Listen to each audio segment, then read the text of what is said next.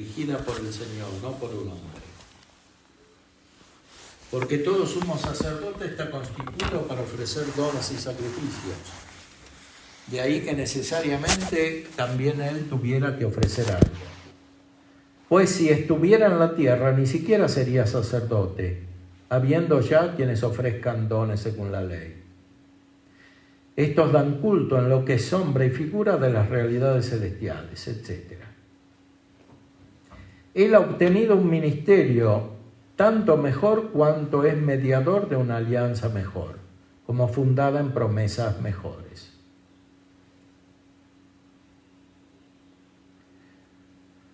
Esta nueva alianza es finalmente establecida sobre la caridad. Lo viejo ha desaparecido. El sacerdocio del Nuevo Testamento es un sacerdocio de la caridad, o sea, es un ejercicio de un culto superior al de la justicia del Antiguo Testamento que se celebra perennemente en el cielo como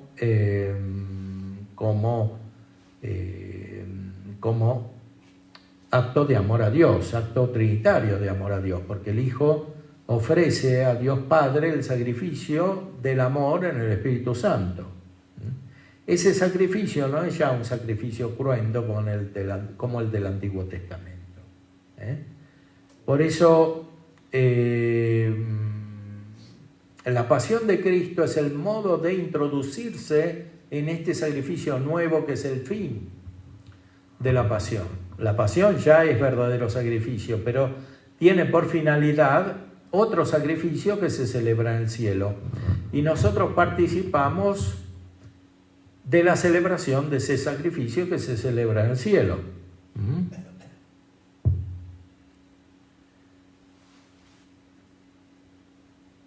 La carta a los hebreos continúa de una manera profundísima en la contemplación de este sacerdocio espiritual. Cristo no entró en un santuario hecho por mano humana, en una reproducción del verdadero, sino en el mismo cielo, para presentarse ahora en el acatamiento de Dios en favor nuestro, y no para ofrecerse a sí mismo repetidas veces al modo como el sumo sacerdote que entra cada año en el santuario con sangre ajena. Para ello habría tenido que sufrir muchas veces desde la creación del mundo, sino que se ha manifestado ahora una sola vez al fin de los tiempos para la destrucción del pecado mediante su sacrificio, etcétera.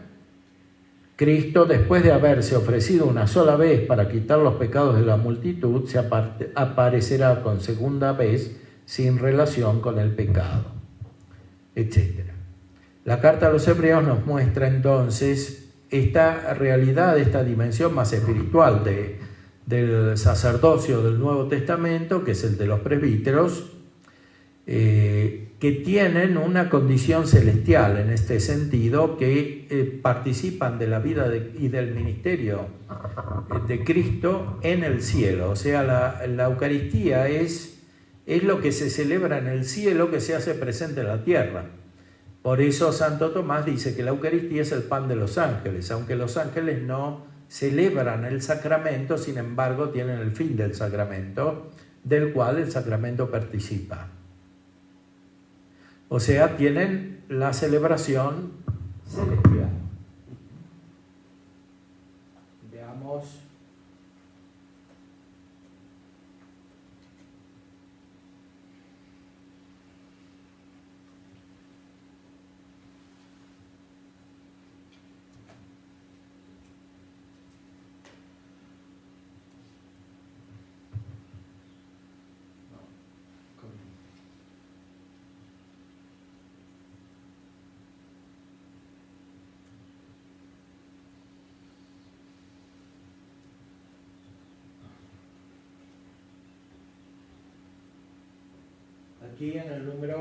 Aquí en el número 8 se pone el sentido último del sacerdocio,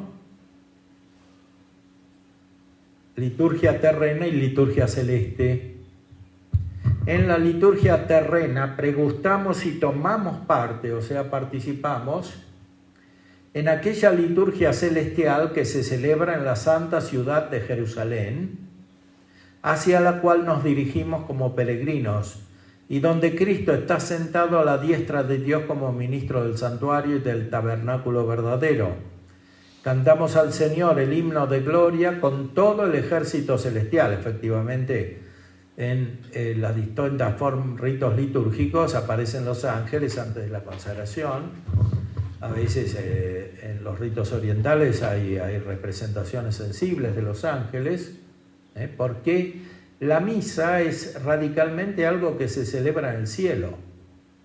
Santo, santo, santo es lo que cantan los ángeles. Cantamos al Señor el himno de gloria con todo el ejército celestial. Venerando la memoria de los santos, esperamos tener parte con ellos y gozar de su compañía.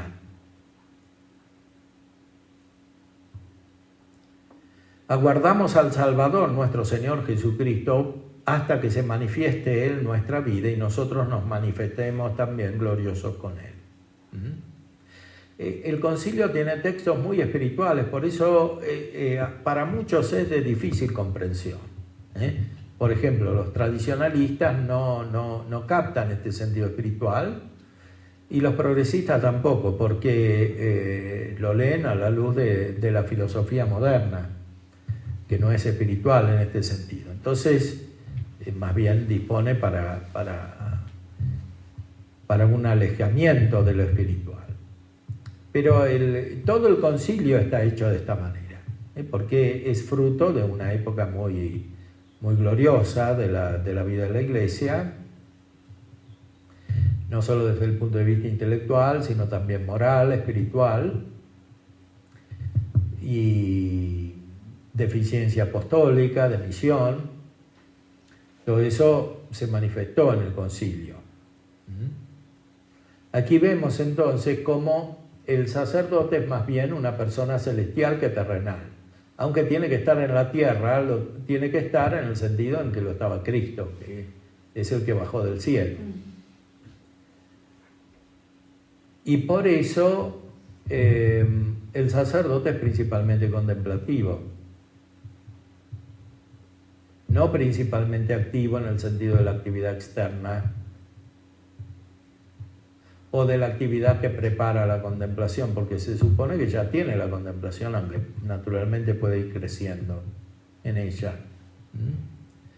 Este es el culto espiritual. Cuando se habla de liturgia aquí, ejercicio del sacerdocio de Jesucristo, se está hablando de la liturgia completa, no es solamente liturgia sacramental, o sea, sensible, es algo espiritual, es algo superior, de lo cual es instrumento lo sensible.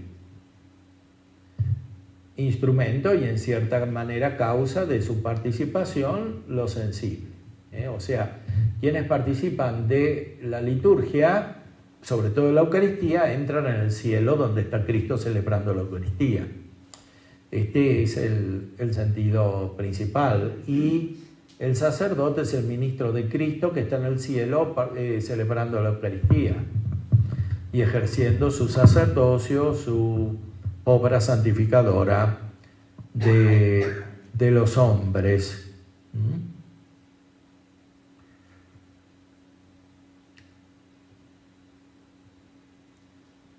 Toda celebración litúrgica, por ser obra de Cristo sacerdote y de su cuerpo, que es la Iglesia, es acción sagrada por excelencia, cuya eficacia con el mismo título y en el mismo grado no la iguala ninguna otra acción de la Iglesia, a condición de que se entienda la liturgia en el sentido completo, o sea, liturgia principalmente celeste, que es participada en la liturgia terrestre o terrena. Volvamos a Presbyterorum Ordinis. Los presbíteros son ministros de la palabra. Para ser ministros de la palabra tienen que estar adecuadamente dispuestos en su mente, tienen que tener una mente metafísica, contemplativa y finalmente litúrgica en el sentido anterior.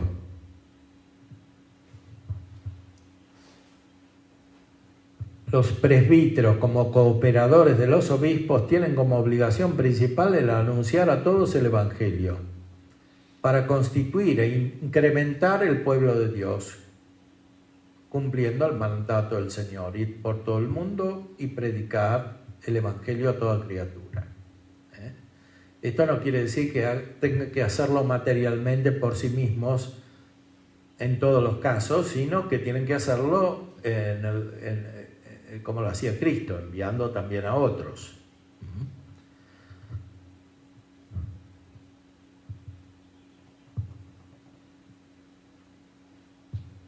Para eso se necesita una capacidad perceptiva, que es en cierta manera también psicológica, como dice aquí. La predicación sacerdotal, muy difícil, con frecuencia en las actuales circunstancias del mundo.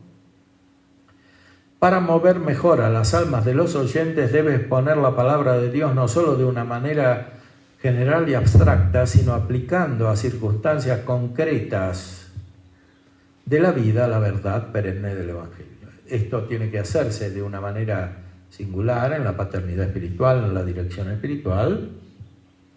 En este caso se configura más directamente como un ejercicio psicológico, pero también se tiene que hacer de una manera general, comunitaria, hay que iluminar.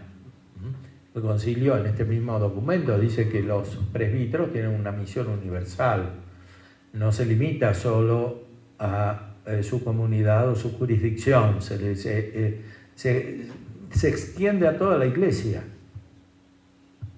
En este sentido es como la de los obispos, hay que mirar la necesidad de la Iglesia. Tanto más ahora cuanto la vida humana está más interrelacionada que antes.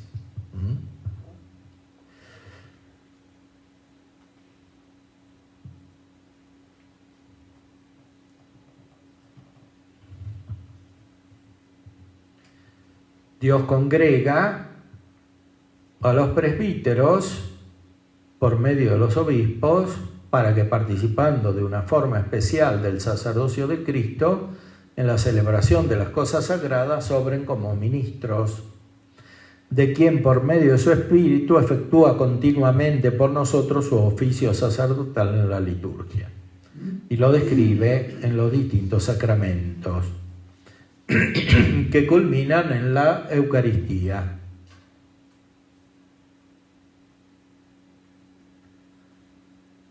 Toda la vida gira en torno a la Eucaristía. El presbítero no solo celebra la Eucaristía, sino que guía la vida de los fieles para que se ordene la Eucaristía.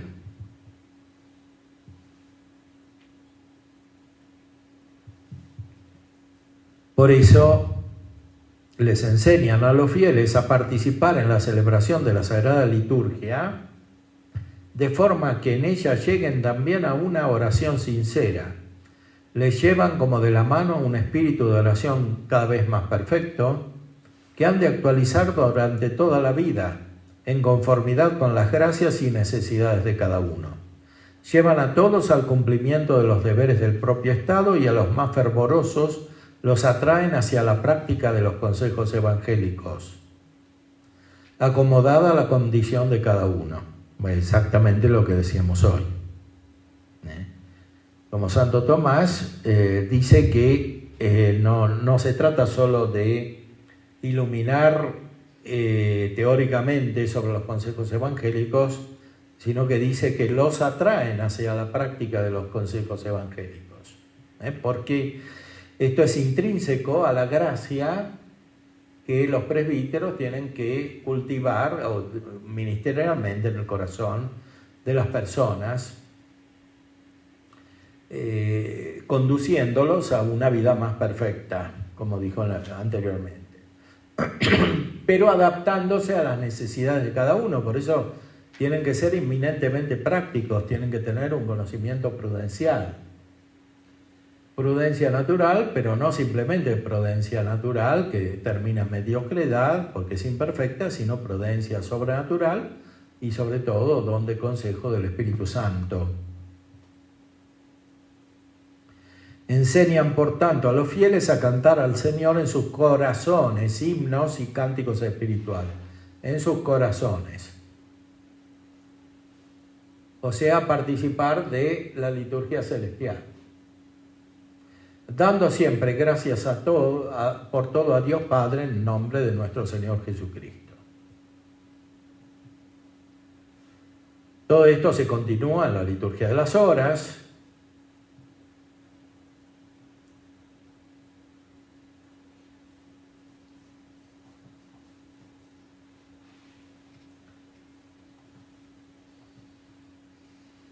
Y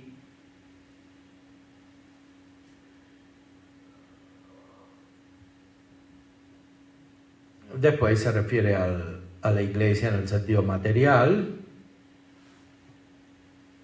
que es aquello que inmediatamente manifiesta la acción de los presbíteros. O sea, la iglesia, el templo, significa lo principal que hacen los presbíteros.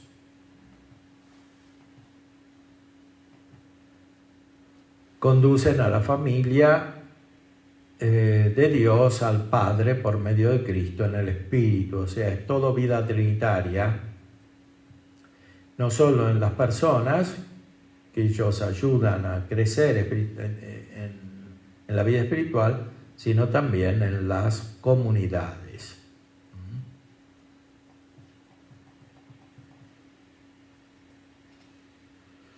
Esto tiene que hacerse de una manera personalizada y también de una manera comunitaria. En cuanto a educadores en la fe, atañe a los sacerdotes procurar personalmente o por medio de otros que cada uno de los fieles sea conducido en el Espíritu Santo a cultivar su propia vocación según el Evangelio, a la caridad sincera y diligente y a la libertad con que Cristo nos liberó.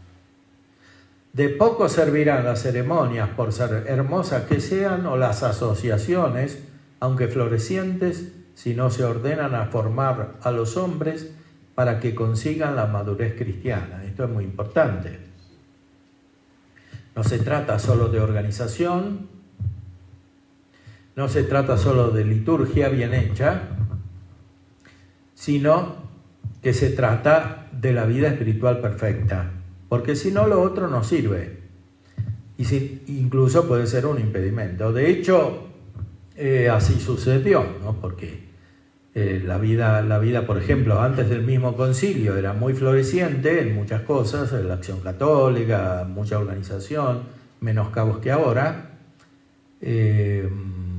La liturgia fundamentalmente muy bien cuidada, sin alteraciones, y sin embargo, en muchos casos esto no fue suficiente para evitar muchos estados de crisis dentro de la iglesia.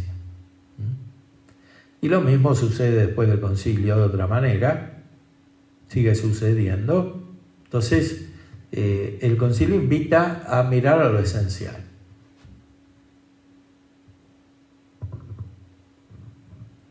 No porque haya que descuidar la liturgia en su aspecto externo, la organización, incluso dijo antes que la iglesia tiene que estar limpia.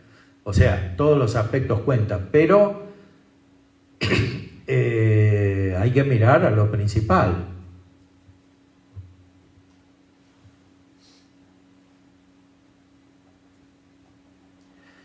El deber del pastor no se limita al cuidado particular de los fieles, sino que se extiende propiamente también a la formación de la auténtica comunidad cristiana. Más, para atender debidamente al espíritu de comunidad, debe abarcar no solo la iglesia local, sino la iglesia universal.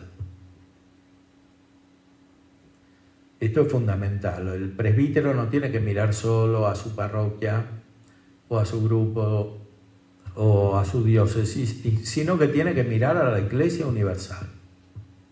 En este sentido hablábamos anteriormente que hay que evitar actitudes sectarias, no porque sean en sentido propio sectas, sino porque hay elementos que no son del todo de comunión con la Iglesia universal. Cuando se acentúan ciertas particularidades, sea ideológicas, sea de costumbres, de cultura, el presbítero tiene que mirar a la Iglesia universal.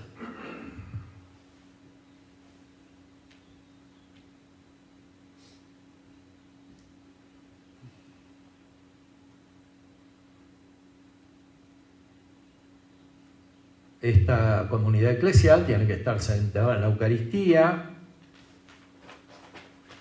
La comunidad ejerce por la caridad, por la oración y por el ejemplo y obras de penitencia una verdadera maternidad respecto de las almas que debe llevar a Cristo.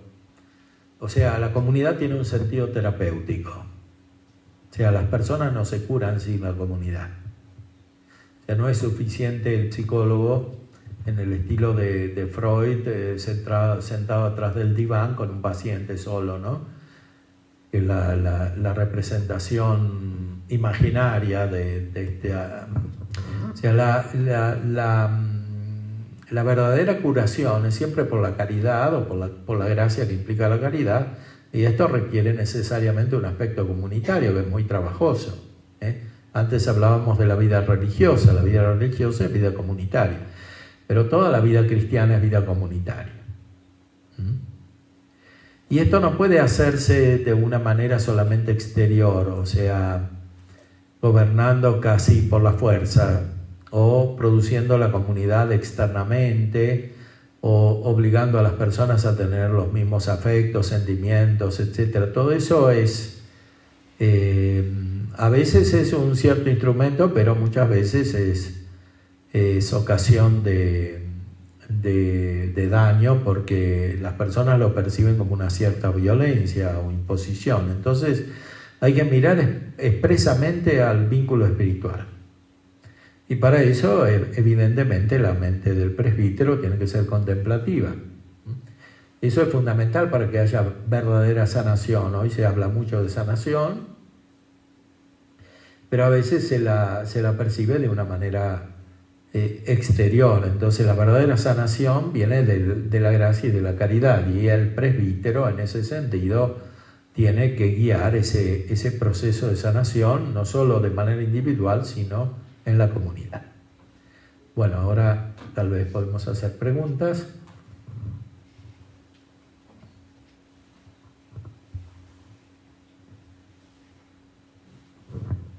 Sí.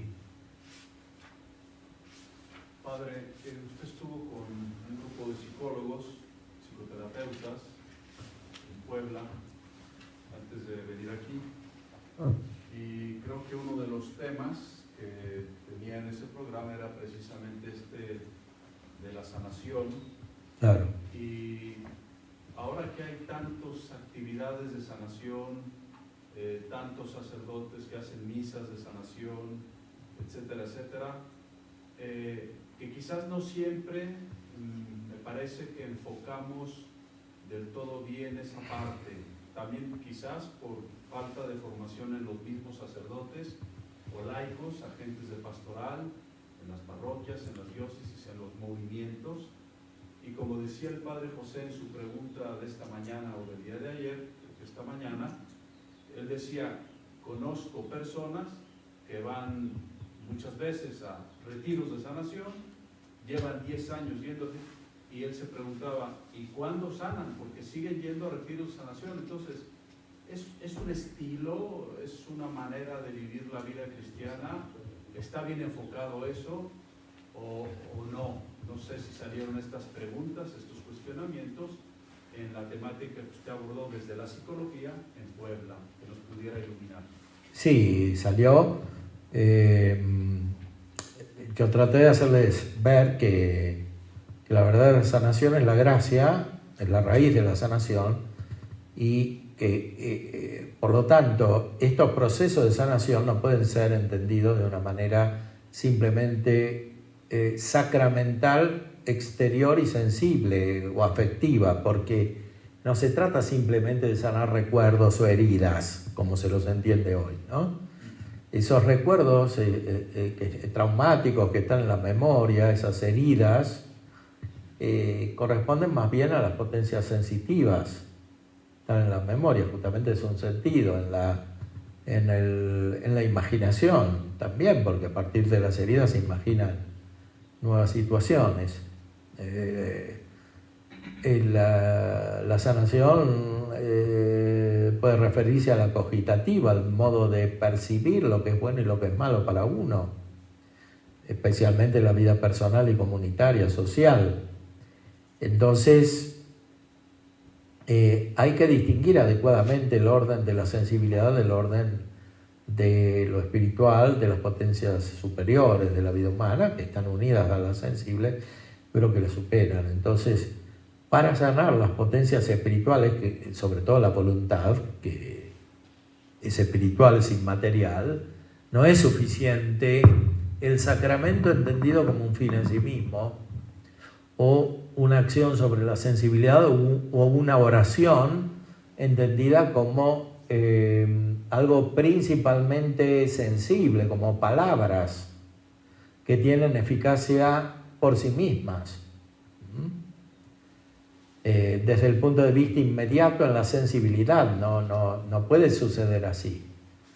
Tiene que ser un proceso realmente espiritual, producido por la gracia, y que finalmente tenga su centro, sí, de verdad en los sacramentos, pero en los sacramentos bien entendidos, o sea, en la confesión que produce la gracia. Porque si estas personas van muchos años a estos retiros de sanación o misas de sanación, pero no se confiesan bien, no tienen una vida espiritual que crece, no se van a sanar nunca. Porque la sanación viene primero al espíritu y después a la sensibilidad, no puede ser al revés. Y a veces hay una pretensión de sanar inmediatamente lo sensible, en vez de ir al fondo espiritual.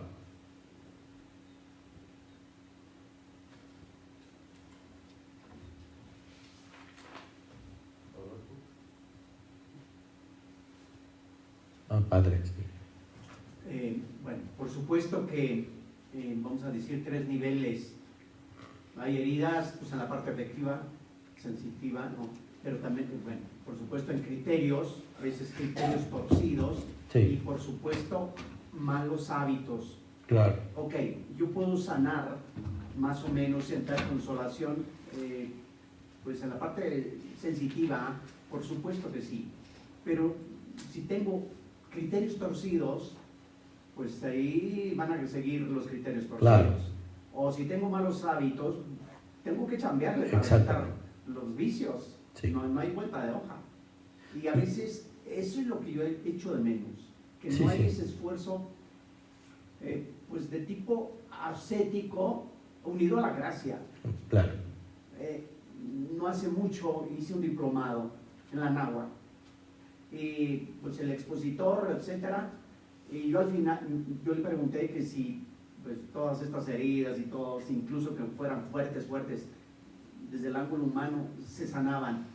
Y me dijo, si el paciente pues coopera, pues se sana bastante, y la gracia no viene a suplir, digamos, a completar perfectamente todo eso. Dice, pues eso ya, pues sí. Y a veces pues es lo que yo echo de menos, que no se completa con la gracia. Sí, claro, porque como ya expliquemos antes, no es posible cumplir el orden moral sin la gracia. Posible hacer algunas acciones moralmente buenas, naturalmente buenas, pero no ser bueno en el sentido pleno del término sin la gracia. Entonces hacen falta cambios que son principalmente en la voluntad, pero cuando son reales en la voluntad implican cambios afectivos, sensitivos y sobre todo exteriores, porque la afectividad y la sensibilidad no cambian tan rápidamente. La voluntad tiene más poder inmediato sobre los cambios externos. Por ejemplo, si una persona está en adulterio, puede irse de la casa. Ahora, tarda más que cambie los sentimientos. Pero si es voluntad real, se va. O sea, hay un cambio exterior de conducta. Después, la sanación interior va a ser larga y trabajosa y además tiene un carácter penal. Porque a veces se pide a esta sanación que la persona ya salga tranquila y contenta. Pero eso no corresponde a la realidad del pecado, que muchas veces es lo que hay que sanar radicalmente. Porque si hay un pecado hecho con la voluntad, conscientemente, esto produce no solo consecuencias en la sensibilidad, en la afectividad, desorden, porque finalmente el pecado es eso, es desorden. Entonces, es claro que hay desorden. Si una persona se sana de verdad, percibe el desorden y entonces sufre, y es natural que sufre, y además es bueno, porque eso colabora a cumplir la pena por el pecado. Entonces, no se le puede pedir a un proceso de sanación que la persona ya esté tranquila después que sale de situaciones negativas o de pecados. O sea, primero tiene que haber un cambio externo. Santo Tomás lo dice muchas veces, la voluntad se manifiesta en la conducta externa. De otra manera no es plena voluntad, salvo que tenga algún impedimento real también externo, ¿no? Entonces tiene que haber un cambio externo que no siempre provoca inmediatamente una sanación afectiva, en el sentido de que el sujeto pase de la angustia a la tranquilidad o de la tristeza a la alegría. Eso no puede ser, porque es parte de la sanación que tenga tristeza por la conciencia por ejemplo, del pecado, el desorden, de los vicios pasados, que tenga dolor de los pecados. Y el dolor no es siempre lo que se busca, el dolor de los pecados. Y además, por supuesto, propósito de enmienda, porque la verdadera sanación tiene como modelo la confesión, en esos casos, ¿no? Y si en cambio son personas que no tienen pecados graves, sino que tienen problemas espirituales, bueno, no necesitan ninguna sanación de este tipo, necesitan una vida espiritual profunda, ¿no? Sí, padre. Se me hace muy interesante en este proceso de sanación, no solamente esta dimensión de la persona con la gracia, sino me llama mucho la atención lo que comenta de la vida de la comunidad, ¿verdad? Sí. Que también es medicinal o puede ser perjudicial si no es una buena comunidad, quizá, claro, ¿verdad? Pero este elemento comunitario me llama mucho la atención como parte de la medicina, no solamente la persona con la gracia, sino también el aspecto comunitario. Claro, eso está radicado en la naturaleza humana. Aristóteles dice, el hombre es por naturaleza social. Entonces la perfección humana no puede darse de manera solamente individual, porque es imposible adquirir, por ejemplo, adquirir el conocimiento o adquirir hábitos buenos sin una relación social, empezando por los padres y por los hermanos, la familia, pero después toda la comunidad en sentido amplio, ¿no?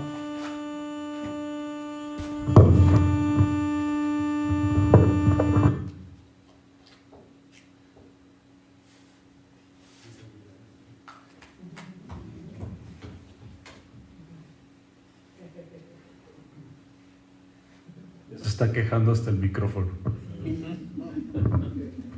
Sí, hace falta vida comunitaria buena. Muchos problemas que tiene la persona nacen en la familia, evidentemente, que es una comunidad. Si la comunidad es imperfecta, a veces gravemente imperfecta, pensemos en los hijos de los divorciados, de otros que tienen situaciones traumáticas, se sufren las consecuencias, ¿no? Y al revés, cuando la comunidad es buena, se ayuda a generar buenos sentimientos, buenos conocimientos sensibles y finalmente un uso adecuado de la inteligencia y de la voluntad, ¿no? Por eso es muy importante. Y también es importante que el presbítero cuide la comunidad, o sea, que la comunidad no sea ocasión de ruina para algunos. Porque puede caer en una trampa, en una especie de tentación bajo la especie de bien, de mantener a gente perturbadora que hace daño a los demás y a la comunidad en su conjunto, ¿no? O sea, los perturbadores hay que expulsarlos.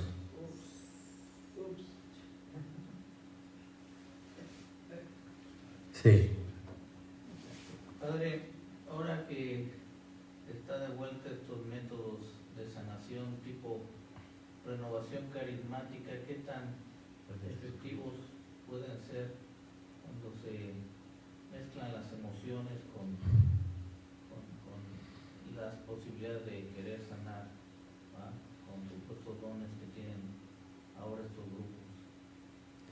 Bueno, el problema es que muchas de estas prácticas tienen origen protestante, entonces la teología no es muy precisa, se sigue literalmente la escritura habla de carismas, pero es claro que San Pablo distingue entre carismas como gracias gratis date, o sea, gracias dadas gratuitamente para el servicio de los otros, y carismas como gracias santificantes, la fe, la esperanza y la caridad. La caridad es el fin de los otros carismas, dice el mismo texto de la Carta a los Corintios, primera, ¿no?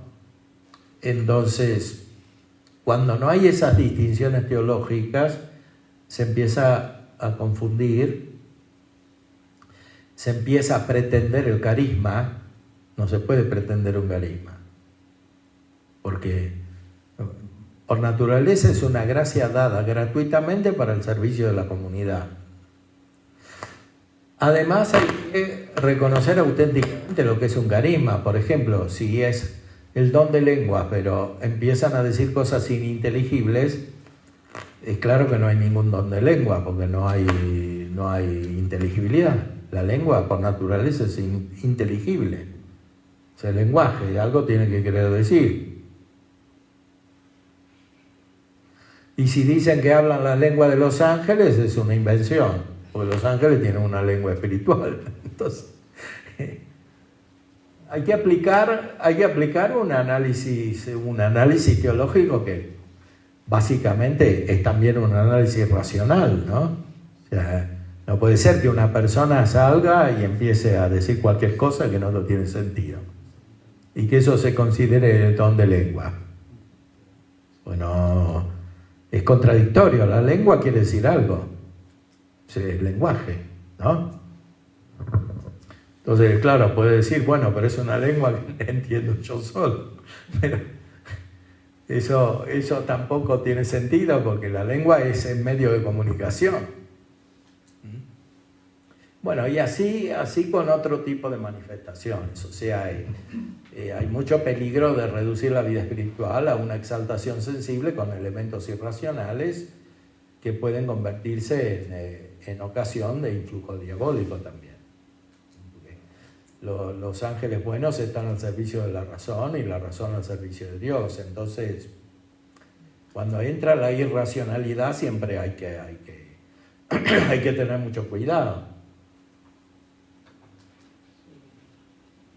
Sí. Respecto a la consolidación de la comunidad que es capaz de brindar esa sanación, pues verdaderamente es también una dificultad el poder consolidar una comunidad completamente sana, ¿no? Porque sí, efectivamente desde el punto de vista parroquial, si la parroquia no da esos aspectos de comunidad, decía un padre Navarro que fundó esto del sistema integral de evangelización, que si la parroquia no me brinda atención a las familias, a los niños, pues vienen los movimientos, ¿no? Claro. Como el movimiento carismático, como pues no sé, un sinfín de movimientos.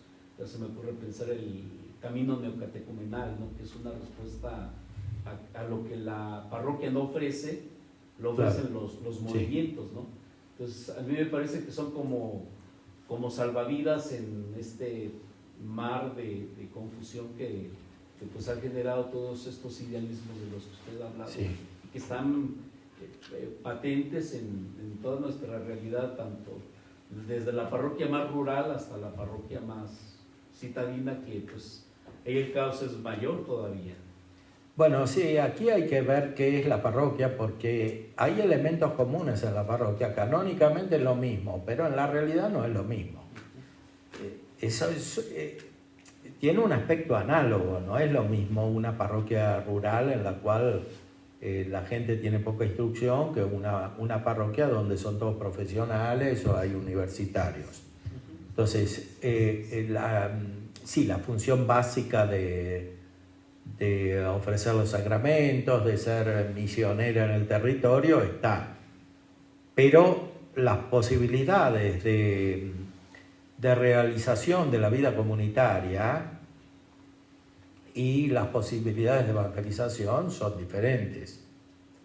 Y la misión incluso puede ser diferente, porque hay parroquias que pueden tener una misión más universal que otras, ¿no?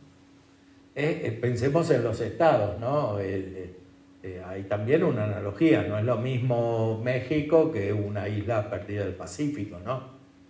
Que a lo mejor tiene menos de 20.000 habitantes y es un estado independiente. Entonces aquí hay, no sé, 120 millones, no sé cuántos hay en México.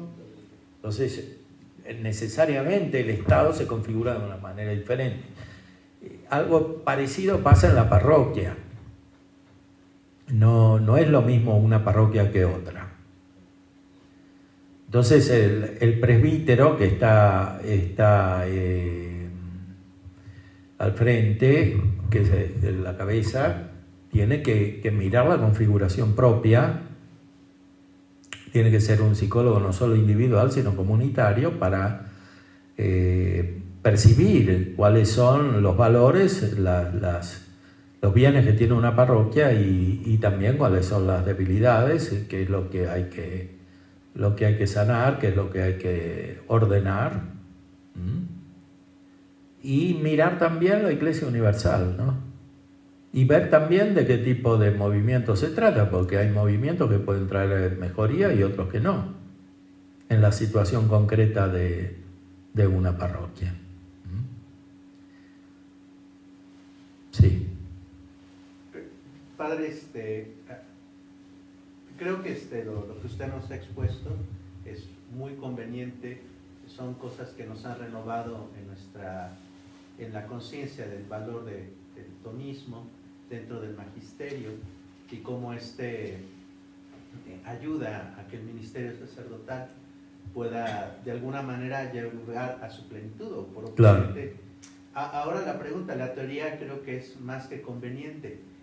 La práctica, Padre, es decir, todo esto que hemos aprendido, sí. ¿De qué manera o cuáles son las sugerencias o cómo renovamos, qué conversiones sugieren o que usted considere, Padre, prudentes mencionarnos a manera de esto se pone en práctica así? A mí me surgen varias en este momento, pero sí me gustaría escucharlo de parte de usted para darme una guía. Bueno, primero un principio general, ya lo hemos dicho respecto de la psicología, o sea, el problema no es tanto la práctica cuanto la teoría, o sea, lo que falta principalmente es la teoría, o sea, la contemplación, la profundidad, porque lo otro no va a estar nunca si no está lo primero. Entonces, hay que tener esperanza y confianza en la gracia, porque la esperanza no es solamente para la vida eterna, es para los medios que llevan a ella.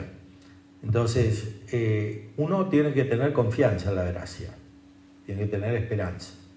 O sea, no poner la esperanza en los medios humanos, aunque hay que cultivarlos como subsidio, como disposición o como consecuencia de la gracia, pero Lo principal es esta, entonces hay que mirar con mayor profundidad, incluso en el tiempo, porque a veces los frutos no se ven inmediatamente, entonces hay que esperar en el sentido cronológico, pero sobre todo esperar en el sentido teológico, que es la acción de la gracia. Hay que ir a lo profundo y después,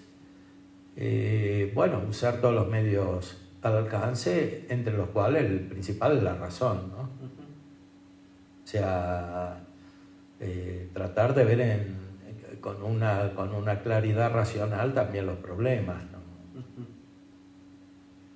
Siempre una razón iluminada por esta contemplación teológica profunda y contemplativa en el sentido místico, sobrenatural.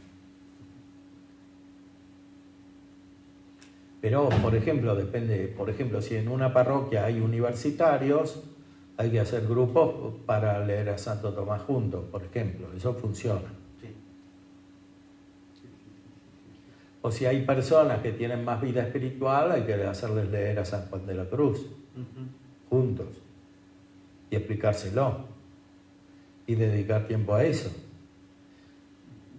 Y a veces tener paciencia con que hay menos tiempo para cosas organizativas o para burocráticas o económicas, porque en realidad eso lo tienen que hacer los laicos. Lo que pasa es que hay que formarlos bien, porque claro, como hay desconfianza en los laicos también, al final el sacerdote tiene que hacer todo. Pero eso, si no es un círculo vicioso, para eso hay que formarlos bien primero.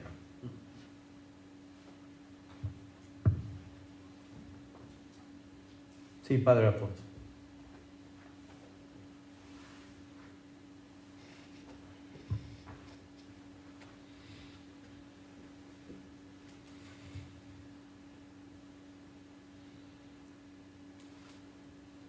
Sobre toda esta temática, y de alguna manera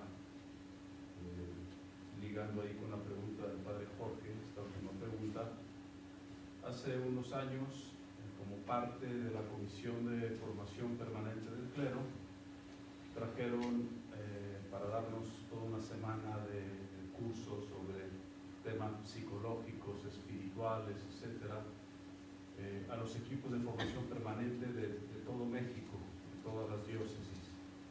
Y trajeron al Padre Amadeo Cencini.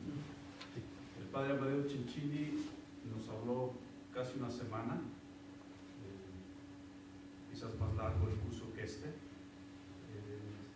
y habló del psicoanálisis, habló de Jung, habló de algunos otros filósofos de la psicología moderna, y al final la verdad es que yo estaba un poco inquieto y no me aguanté a hacerle una observación o una pregunta al final al Padre. Y la pregunta era esta. Le dije, Padre, este curso es sobre la psicología en relación con la espiritualidad del sacerdote, pero me extraña mucho que hayamos dedicado toda la semana a hablar de los arquetipos de Jung, hablar del psicoanálisis, hablar de las heridas, hablar de los traumas, etcétera, etcétera. Pero nunca habló usted de los grandes psicólogos de la Iglesia Católica, los grandes psicólogos en el sentido más profundo que usted acaba de mencionar en su conferencia. ¿Por qué no se habló de San Ignacio de Loyola? Prácticamente nada. Nada de Santa Teresa, alguna cita de algún libro. No se habló de Santa Teresita, de Santa Isabel de la Trinidad, de San Francisco de Sales, gran psicólogo y padre espiritual de cara a los laicos, etc. Y la respuesta que me dio el Padre, un poco nervioso, quizás molesto por mi pregunta, es que bueno, en una semana no se puede decir todo. Entonces, claro, el tema es este. ¿Por qué si tenemos tiempo para ir a pedir migajas de lo poco que nos puedan enseñar, con buena o mala voluntad, eso ya lo puse a Dios, todos estos autores que son seguidores de los padres de la psicología moderna, ¿no? Y no tenemos tiempo en una semana para hablar de la verdadera psicología? Es porque no sabemos, es porque somos ignorantes de la riqueza que tenemos en la Iglesia Católica de los verdaderos psicólogos y psicólogas en la iglesia, que van unidos a la paternidad o maternidad espirituales. Y esto es uno de los grandes gurúes que va por todo el mundo, que hace libros y que sí, hay cosas buenas, tiene cosas de formación permanente valiosas, pero ¿por qué nos quedamos con las migajas cuando tenemos el plato servido con todo lo que usted ha dicho antes de la riqueza de los santos, de la doctrina de los santos, de la verdadera psicología cristiana? Creo que comenzando desde arriba, ¿no? Desde quien lleva obispos, desde quien lleva el clero arriba, desde el CELAM, desde las conferencias episcopales, nos falta formación, nos falta mayor clarividencia de dónde están las fuentes sólidas, ricas, enjundiosas espiritualmente, porque no las conocemos. Yo tengo muchas amigas religiosas, conventos donde he predicado, varios conventos he predicado en México, y pues tú vas a sus bibliotecas y sí, tienen los libros de Santa Teresa, tienen algunos libros de San Juan de la Cruz, pero los libros que utilizan son los de Ansel Grum y compañeros mártires, no cosas sólidas, no conocen las fuentes, conocen los derivados y sucedáneos de espiritualidad y psicología. Entonces algo tenemos que hacer para comenzar desde ahí, formar a los que forman a las almas, los que están en la pastoral, los mismos sacerdotes, los mismos seminaristas.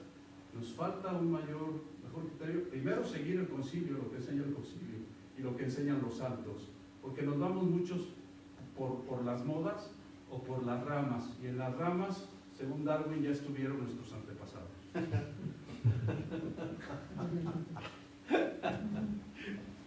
Muy bien. Bueno, ¿alguna otra pregunta? Bueno, parece que es uno de los grandes retos para la Iglesia hoy, tratar de esta vinculación de la vida humana con la vida de la gracia. Creo que tenemos que crear espacios, métodos, no lo sé qué vayamos a tener para hacer esta vinculación de la vida de la gracia con la vida humana, para ser realmente los médicos, instrumentos de Cristo para sanar a los hermanos. Creo que va a ser uno de los grandes retos esta vinculación, esta unidad entre la vida humana y la gracia. Sí, es el corazón del problema, el núcleo del problema moderno, ¿no? De separación, decíamos, entre la razón y la mística, ¿no? Y la gracia es la mística, es el centro de la mística. Entonces la vida sin mística quiere decir vida sin gracia, y viceversa. Y eso después se traduce en la práctica.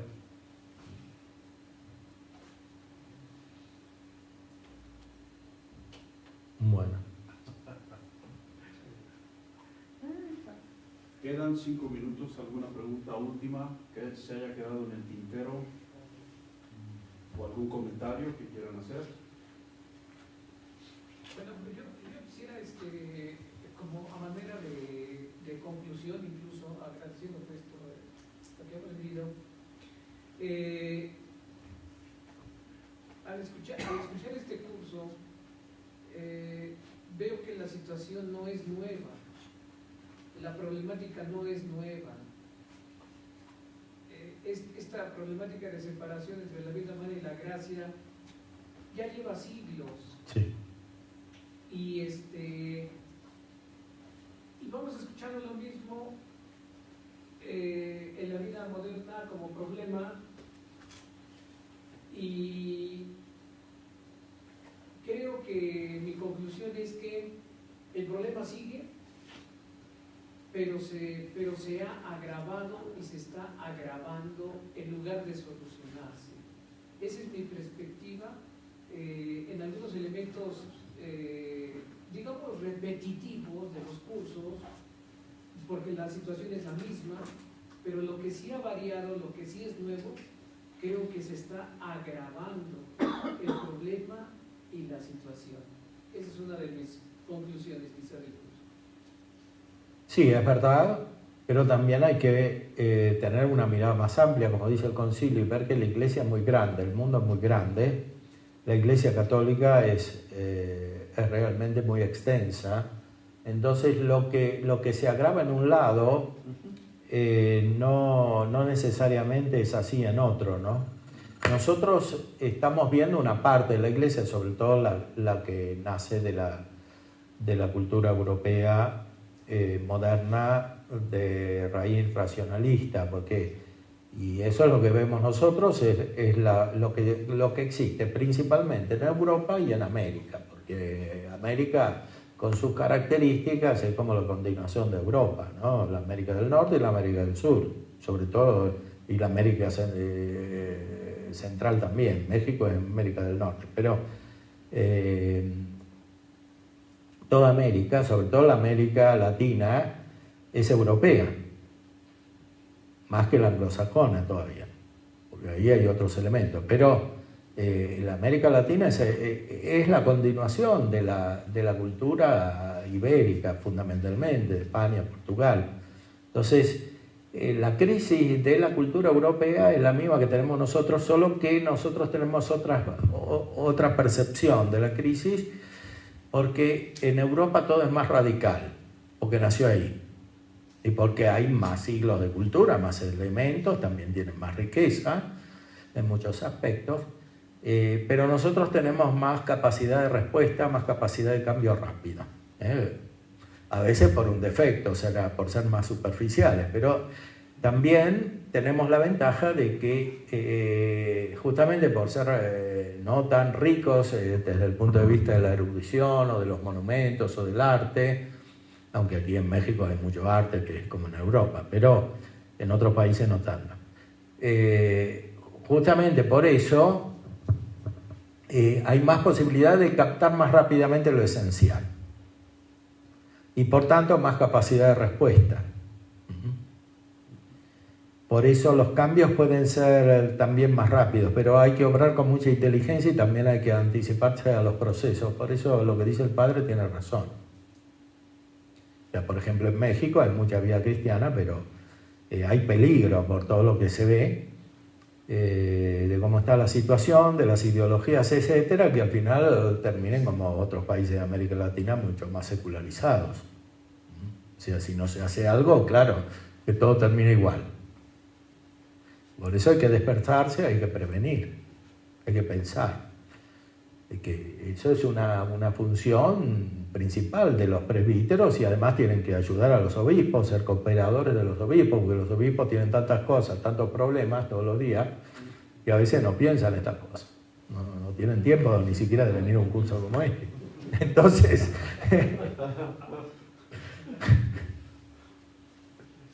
Entonces hay que ayudarlos a pensar.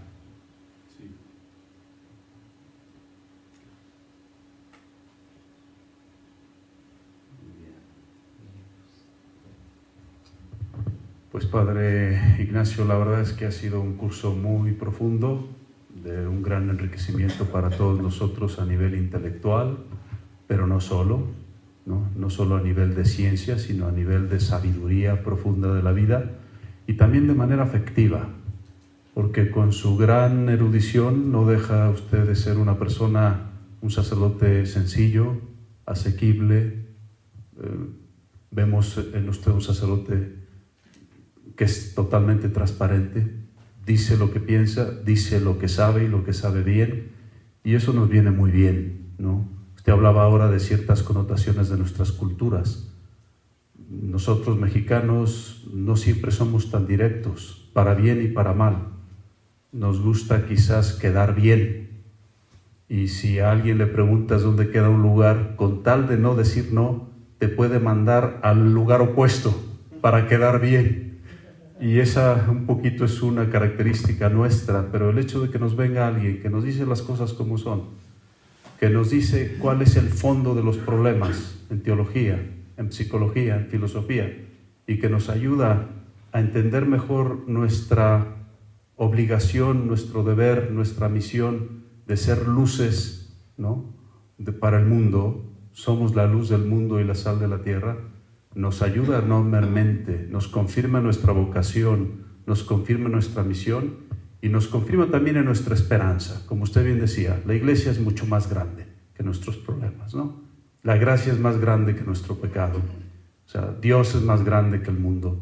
Así es que en este jubileo de la esperanza, caminamos con esperanza, con más herramientas, con todo lo que usted nos ha dado en este curso, que ha sido intensivo, pero que ha valido la pena. Así es que le agradecemos su entrega. Viene usted de un viaje donde no durmió nada y directamente en pocas horas ya estaba dando conferencias el viernes en la tarde en Puebla. Estuvo todo el fin de semana, ahora aquí. Ahora descansará un par de días si podemos descansar y después tendrá otro curso con 50 personas religiosas consagradas y señoras laicas en Moroleón, Guanajuato, para que también lo encomienden, para que le aguante la voz, le aguante la fuerza. Pero Padre, sobre todo, muchas gracias por toda su entrega y todo lo que nos ha transmitido.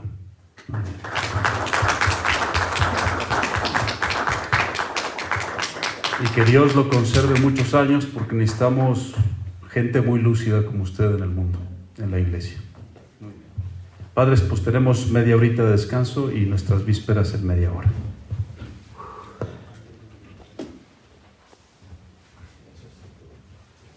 Solo le quedó un libro para el curso de... Yo iba a preguntar por ese libro.